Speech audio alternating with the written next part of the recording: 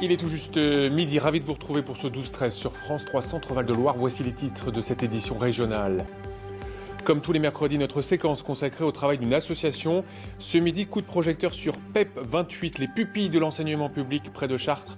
Une association qui se mobilise en faveur de l'alphabétisation. Nous en parlerons avec le directeur général Vincent Moreau, avec nous sur ce plateau. Allez, on change de registre avec notre séquence consacrée au travail d'une association comme chaque mercredi. Ce midi, coup de projecteur sur PEP 28, les pupilles de l'enseignement public, une association qui se mobilise notamment en faveur de l'alphabétisation. Des ateliers sont organisés avec des participants âgés de 17 à 60 ans, comme nous allons le constater dans ce reportage tourné à Lucé en Eure-et-Loire. Étienne Breil, Didier Lepape. J'ai la description intérieure de la villa. Donc j'ai 2 chambres. Aujourd'hui, cet atelier administratif. Confronté à une annonce immobilière, les apprenants doivent la décrypter, un exercice en prise avec le quotidien, avec un objectif clair, leur apprendre autant la langue que la réalité du terrain. Là, on est sur une petite annonce de vacances, mais ce qui est important, c'est de savoir traduire des abréviations pour mettre quelque chose derrière.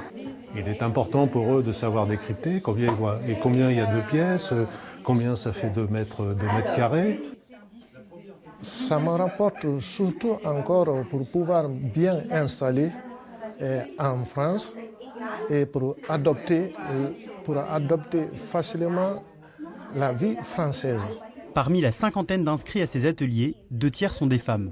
Et pour beaucoup d'entre elles, l'apprentissage de la langue est aussi une façon de communiquer plus facilement avec leur famille. Ma fille étudie ici en France et j'ai besoin et parler con ma fille, ok.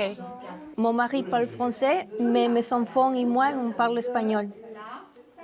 Et c'est un peu dur pour parler. On va voter les élections européennes. Au-delà de la langue, ces séances sont aussi l'occasion d'une éducation à la citoyenneté. En écho aux échéances politiques du moment, les membres de l'association leur transmettent aussi un socle de valeurs. Une sensibilisation cruciale pour cette éducatrice qui travaille sur le projet depuis 17 ans. Il est important de connaître le pays dans lequel on vit pour mieux le comprendre, pour mieux s'intégrer. Donc, bien évidemment, on intègre tout ce qui est linguistique, mais il y a aussi tout ce qui est à côté, c'est-à-dire les administrations. La découverte va même au-delà de ces ateliers. Chaque année, un projet artistique réunit tous les apprenants qui le souhaitent. Grâce à cette initiative, ils ont pu rédiger des contes et même participer à la réalisation d'un court-métrage. Et pour aller plus loin sur ce sujet, je reçois le directeur général de l'association, Vincent Moreau. Bonjour, merci d'avoir accepté notre invitation. Alors on l'a vu, l'alphabétisation est une mission importante de l'association. Vous constatez, vous, une demande croissante pour apprendre le français, pour s'intégrer dans la société française ?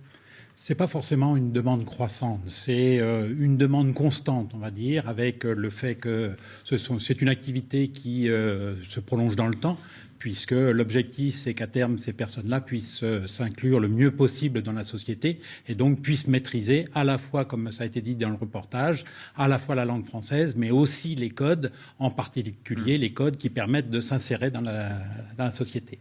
Alors, on va parler des autres missions de l'association. Il faut dire que l'association a une longue histoire. Elle a été créée en 1926. Voilà, elle a été créée effectivement pour venir en aide aux enfants et aux jeunes qui étaient orphelins de la guerre de 14-18. Et donc la première mission, c'était d'apporter ce soutien, d'abord un soutien financier, mais ensuite un soutien éducatif fort. Et c'est ce qui fait que sur la base de cette naissance, on a continué à travailler avec les enfants et les jeunes sur tous ceux qui étaient les plus en difficulté. Et parmi eux, parmi les autres missions, il y a ce soutien aux enfants handicapés.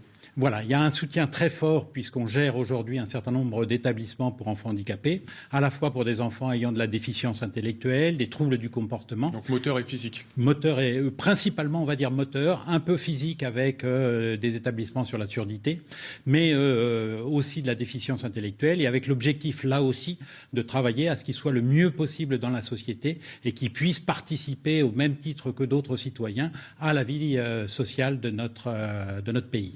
Alors, une part importante de l'association, c'est aussi l'éducation faite au sein des structures de loisirs au sein de la métropole de Chartres et en Eure-et-Loire.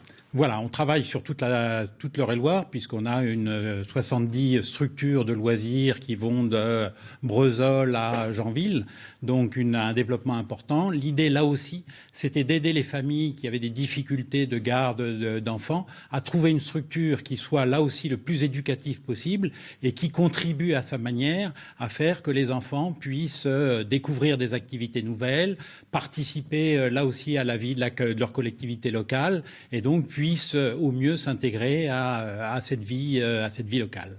Et il faut dire aujourd'hui, le poids de l'association est très important. Vous faites travailler plus de 1000 personnes, à peu près 430 personnes en équivalent temps plein, pour un budget de 28 millions d'euros. 28 millions Donc d'euros. effectivement, c'est quelque chose d'important.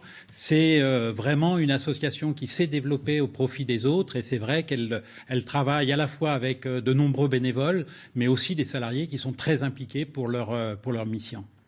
Merci beaucoup, Vincent Moreau, d'avoir accepté notre invitation sur ce plateau, d'avoir répondu à nos questions. Et bonne continuation dans l'émission que vous exercez au quotidien. Eh ben, merci pour votre invitation et votre accueil.